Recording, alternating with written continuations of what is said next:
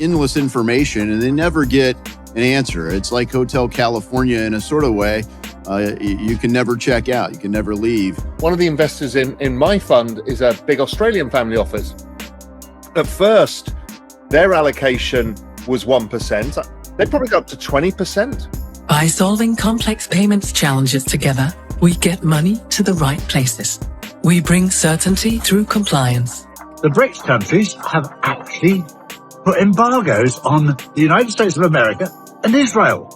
Significant embargoes. Kind of effectively an NFT to transfer the ownership of a home. Ripple has been, because our customers tend to be financial institutions and banks. Alec Muterin, Brad Garlinghouse, every single figure down the board, they're going to impersonate.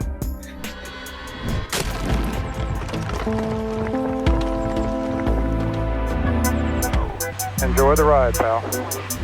It's the XRP army. If you got some baggies, welcome to the party. Welcome back to some more Moon O'Clock News. No breakfast, no coffee. Shout out to the latest sub. Appreciate you stopping by, tuning in, smashing them likey, stuffing some baggies. Go ahead, throw on them moon suits, throw on them pilot shades. Buckle up, because the future's extra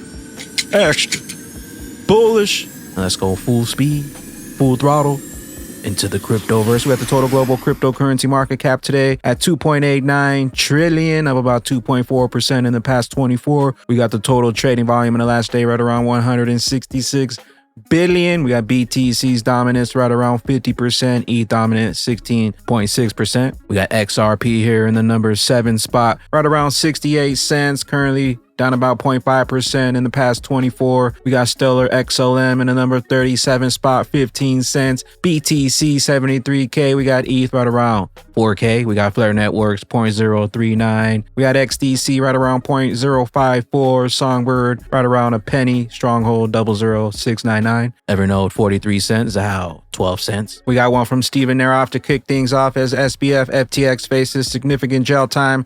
He has presented numerous pleas for a reduced sentence, all while showing no remorse for the investors he harmed. It seems that an example might be needed to be set. Grateful for Coinpedia News for their unwavering support. Enjoy another insightful article featuring yours truly, Sam. You still there? We got 801 XRP, Warren Davidson speaking on the lack of regulatory clarity by the SEC on digital assets. Yeah, thank you for that clarification. It's the hook that allows kind of more spread. So I think of it a lot of times government's sort of like an invasive plant. Once it gets in a field, it just keeps growing. And the only way to get it out is to dig it up by root and branch.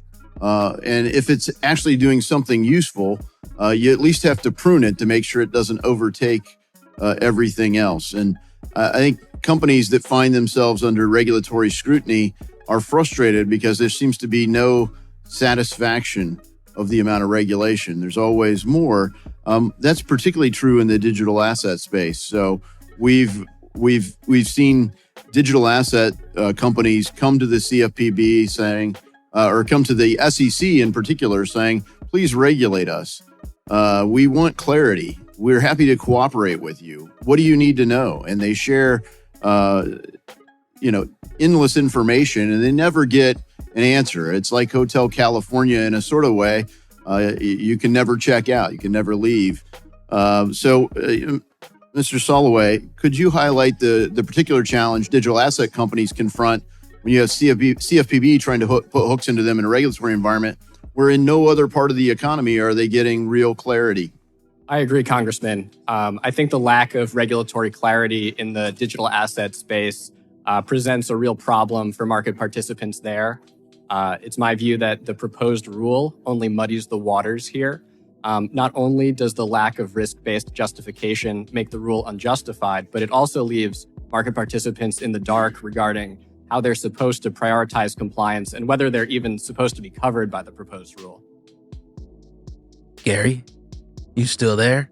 Get those jumpsuits. Get those gel cells ready. We got a couple from XRP drops, Raul Powell. We're really still early. In these RAAs. That's all that's happening really right now is RAAs. Now, you've got to understand how these RAAs work, and Dan knows them because a whole bunch of investors in his fund. Is these guys are networks. They're not like brokers get on the phone like buy, sell. They go and have a steak dinner with their best client who talks about this Bitcoin ETF. They're like, I'm not sure. They read Barron's that week. They're like, I'm not sure if it's the right thing to do. They then go and play golf. Their other client talks about it. And eventually, this huge property developer from Cincinnati then sticks in, $5 million into the ETF. This is the process. So it's actually really slow. And we've only just started. And a lot of these people are driven by price. That's what you said. If you look at NVIDIA, you see how price feeds on itself. It becomes reflexive. So we've just started. These guys are not traders in the whole. These RIA networks generally talk to their clients about, you should think about an X% allocation. They put an X% allocation, or they mandate it and say, hey, we're going to do this for you guys. They do it. And then what happens is, Dan and I have seen this all the way through with friends of ours. They start with 1%. And then before you know it, they get up to 5%. And they're like, fuck it, we're going to 10%, because they start to understand the power of this thing. So it becomes very reflexive in price action. I've seen family offices. I've got one of the investors in my fund is a big Australian family office. At first, their allocation was 1%. They probably got up to 20% in crypto allocations in the end, because once the principals started to understand it, it just keeps building on itself, and the price action just builds on it. So as Dan said, we're really, really early still. Welcome to the party. Another one from XRP drops. Ripple partner Tranglo collaborates with Dana's cross-border business in pay. Be honest. It's a complicated world, and there are no quick fixes or one-size-fits-all solutions to your cross-border payments challenges.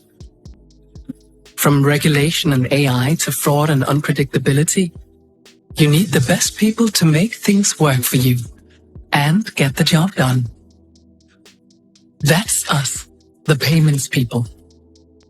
We've learned that when human brilliance meets proven technology, we can remove barriers and create fast, simple, and secure payment pathways through a global network that helps you thrive. By solving complex payments challenges together, we get money to the right places. We bring certainty through compliance, completing an industry-leading 99.5% of payments for our customers and partners in demanding, fast-moving industries. We're with you every step of the way, because people, not money, make the world go round. We are the payments people. Crawl, walk. Can we rock it? Ripple partner. We got Digital Asset Daily says, I'm not sure if this guy's ever been right, but if this is true, which very well could be, of what we know is happening now with BRICS, it's a pretty big deal. Charlie Ward. Hey guys, I'm here in Dubai right now, and something massive has just happened. The BRICS countries, of which Dubai, which is part of the United Arab Emirates, the BRICS countries have actually put embargoes on the United States of America and Israel. Significant embargoes. And they've literally turned the whole tables, because America have always shown their power because they're controlling the Federal Reserve for so long that they've just simply stopped trading with certain countries and crippled them in history. Well, the power of the dollar has disappeared. It's evaporated. And the power of BRICS, well, they've taken control. And now what they're doing, they're literally putting the squeeze on. This has never happened before in history. America and Israel are being literally put to the sword by the BRICS countries. And if you're not awake now, then you never will be. And while the 99% continue to sleep, the 1% diamond hands continue loading up on the greatest opportunity of multiple lifetimes. XRP Daily, it's more than just cross-border payments. First, you mentioned there are other potential applications of Ripple's technology beyond cross-border payments. What are some of those applications and use cases that you're exploring? Well, I'm not going to give away everything that we're working on, but the way I think about this is that any transaction that has a middleman, any transaction that requires someone to kind of commute the trust between the transaction, with security settlement, insurance settlements. There are a lot of transactions out there that have a lot of friction. This morning, I was talking, it was a very interesting startup called Proppy, looking at residential, tokenizing real estate and using kind of effectively an NFT to transfer the ownership of a home. Ripple has been, because our customers tend to be financial institutions and banks, some of those customers will approach us and say, hey, look, we see these other vertical applications of how you could use a blockchain like the XRP ledger because of its efficiency to solve other problems. But we haven't really, we're doing some lending stuff that we've talked publicly about, but beyond that, nothing too public. XRPs, clearly. Shaking the system. We got digital asset investor, DAI, 2025 crypto, AI predictions, largest bull market we're likely to see. It makes me sad, though, because 2025, in addition to being the largest bull market we're likely to see, is also going to be the largest set of scams we've ever seen in the history of the space. I'm making a video. I'm talking to you. This is the real Charles Hoskinson. Within 12 months to 24 months, multimodal AI with large language models will grow to the extent that somebody's going to make a video that looks like this, my voice, my face, looks real, and it's AI created.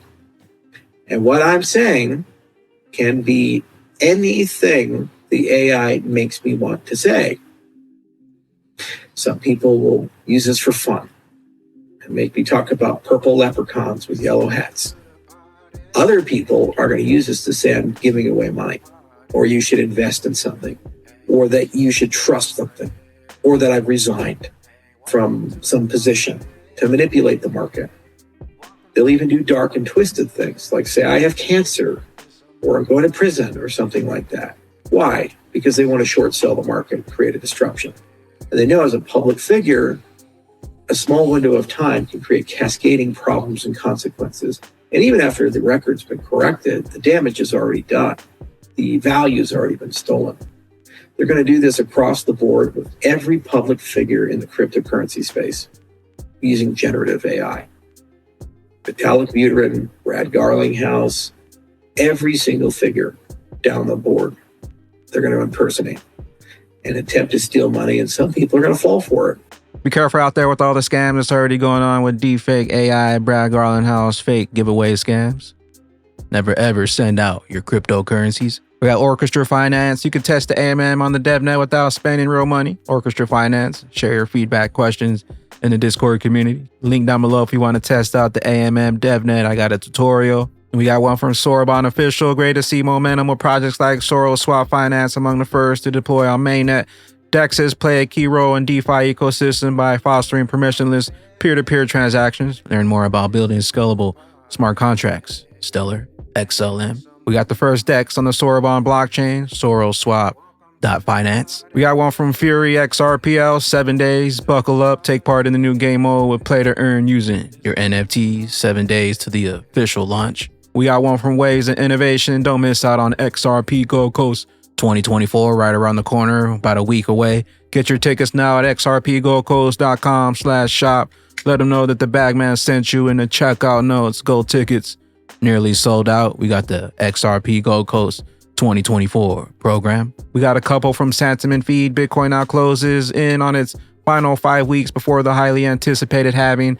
Its price action and continues the all-time high levels are major topics. BlackRock and AI assets are also gaining crowd interest and having an impact on digital assets, cryptocurrencies. Another one from Sentiment Feed. Over the past 2 weeks, as Bitcoin has repeatedly extended now to 72.7K all-time high, small wallets with less than 0.01 BTC have continued increasing in numbers, 277,000 more. Meanwhile, wallets with 1K plus BTC have dropped to 105 or less. We got crypto's TAXRP pullback 4 hour, 21 MA and bouncing. Put in a new higher low right there, awaiting the candle close. Checking out the USDT dominance continues to fall as the cryptocurrency markets continue to climb. We got one from Elk Crypto, first major target for altcoins almost reached. I predicted the completed move in October 2023. Bears can keep hating, but they've been wrong all along. I hope you appreciate my work. From a macro point of view, it goes much higher, in my opinion. Another one from Elk Crypto, ladies and gentlemen. Bagman and bag ladies. We survived the worst bear market in history, but now we know that the market would come back. We deserve that. Sure, we will correct in between, but use this as an opportunity. Ultimately, I can say higher.